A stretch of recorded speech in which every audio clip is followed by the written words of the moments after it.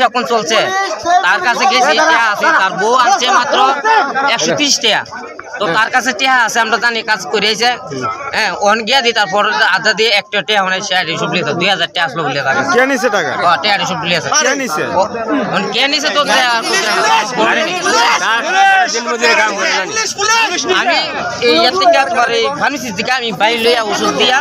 city ভর্তি করে দিয়া ইঞ্জেকশন দিয়া ওখানে আমি আইছি তার ফেল আছে আমার লগে